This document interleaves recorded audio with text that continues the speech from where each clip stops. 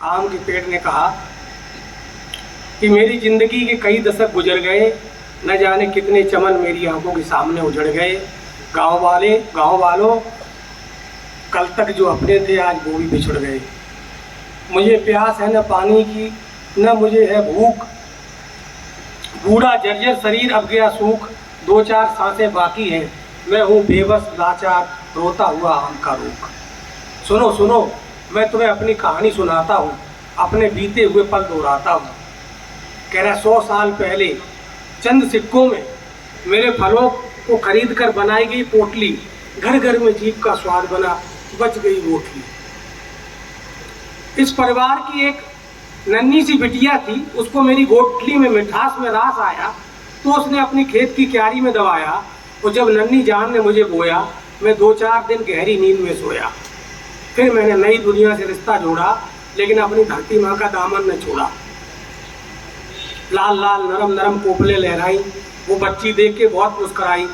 उसने दादी को बुलाया तो बूढ़ी दादी ने अपनी आंखों से चश्मा उतारा, मेरे पास आके मुझे बहुत पुचकारा।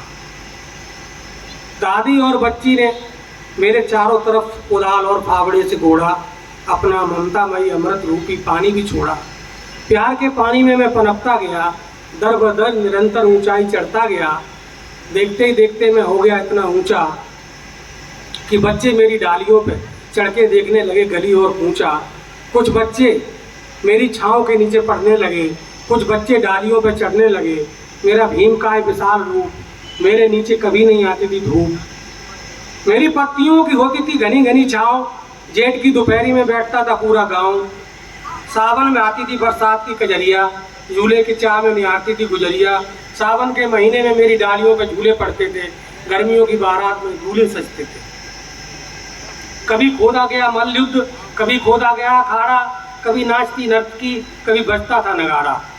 सालों साल खूब फूला फला, पूरे गांव में था सबका भला। आम का पेड़ बोला कि जवानी में मेरे फल खट्टे थे, चीड़ फाड़ के बना दिया अचार। पक्के पीला हुआ तो भेज दिया बाजार, बाजार में हुआ मेरा मोल और भाव।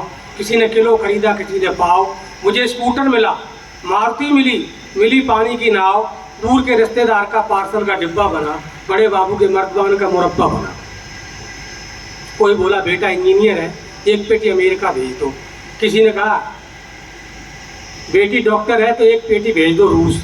किसी ने चलते फिरते खा लिया, किसी ने दबा दबा के लिया चूस। मुझे भी लूटा, मेरी असमत भी लूटी। किसी ने माजा बनाया, सिलाइस बनाई, किसी ने बना ली फ्रूटी। शादी विवाह लगन मंडप के भी काम आया, हर किसी ने शादी विवाह लगन मंडप के काम आया। और पंडित जी ने मेरी ही आहुति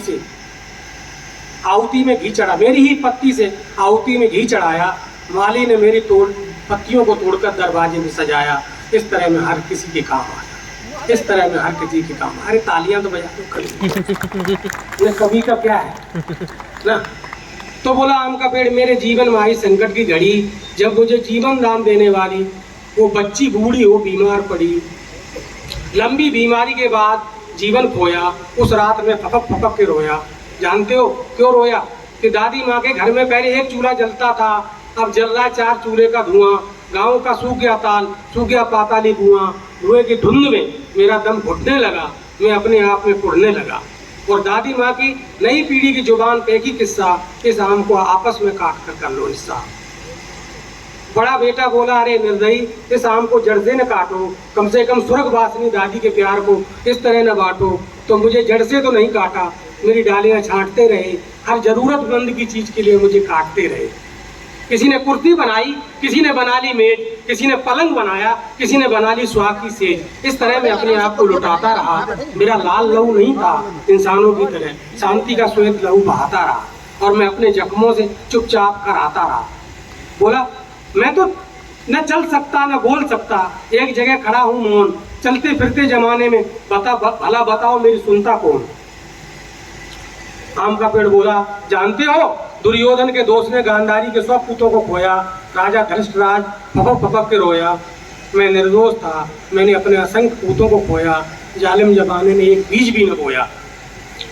मेरी जात लुप्त हो गई नस्ल। अब न आएगी चौसा टिकारी मालदा लंगड़ा दशहरी की फसल। गांव वालों, मेरी आत्मा में बचा है इतना सा अंश, मुझे बड़ा अफसोस है कि अब न चलेंगे मेरे मीठे मीठे आमों के बंश। और आप लोग तो पढ़े लिखे हैं, अपना कानून और कायदा, आप लोग पढ़े लिखे हैं, अपना कानून और कायदा, आम खाओ गुठलियां गिनने से क्या फायदा। यही करते हैं ना, आप बात करते हैं तो मेरी बात का देते हैं वास्ता। कोई कहता आम बात आम पार्टी, तो बहन जी कहती चले जाओ भाई साहब आम रास्ता।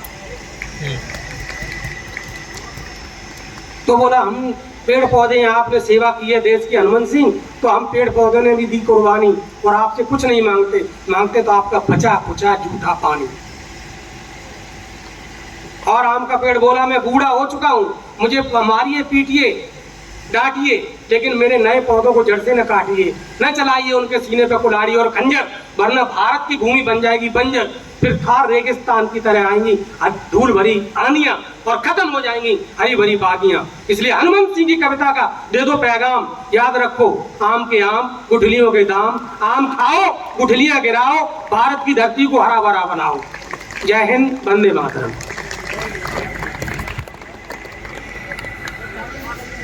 बहुत अच्छा आपने सुना, धन्यवाद।